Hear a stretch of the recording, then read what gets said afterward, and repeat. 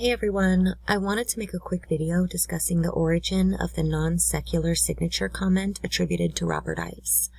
I've got this info in my doll video, but it's near the end and I figured it could be helpful to give it its own video. And I also wanted to discuss this topic in regards to Richard Allen and what we know now. So let's dig right in.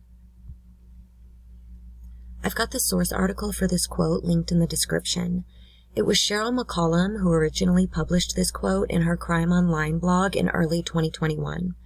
And she didn't just reference him saying something along those lines. In regards to the signatures at the crime scene, she directly quoted him as saying, "They were odd sorts of things, non-secular." The ellipses within the quote may indicate that there was other dialogue in between those words. And it's worthy to note that Sheryl McCollum isn't just an author, she's also a professor, a crime scene analyst for an Atlanta Metro news station, as well as director of the Cold Case Investigative Research Institute. So she's a pretty credible and reliable source.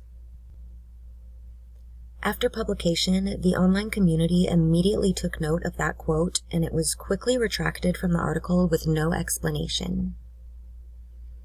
However, people had screenshotted it in its original form, and here are the two different versions side by side. We'd already heard about the quote, "odd crime scene" from Robert Ives on the Down the Hill podcast in 2020.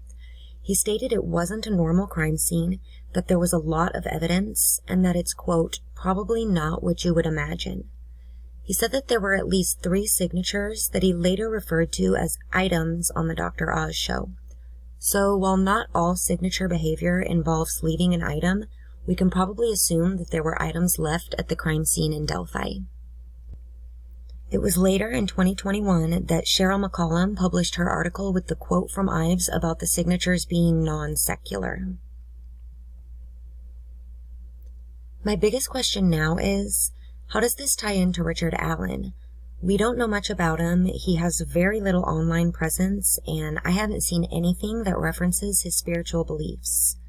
Perhaps the signatures were actually staging to attempt to throw off law enforcement, but that's a bit bold to leave items that could potentially lead back to you. It's just more evidence that the killer has handled, so it's hard to imagine that the signatures didn't play a specific role in the crime for the killer. There are rumors out there that one of the signatures was a Nordic rune known as Ansus carved into a tree. This hasn't been addressed by law enforcement at all.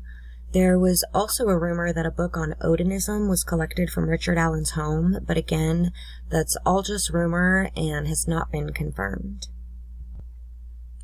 There were also rumors of dolls at the crime scene, but some of these seemed to get a bit conflated and out of hand. I've always wondered where these rumors might have come from. And Dave Erskine did reference that Abby was, quote, "placed there on the ground like a doll, hood up, hands folded." So maybe this is where the doll rumors originated from.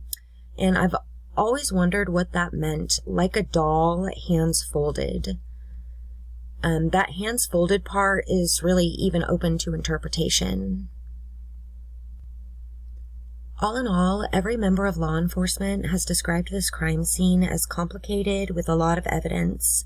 Ives referred to it as downright odd, and Tobe Lesenby agreed with that when Barb McDonald asked him about that specific quote.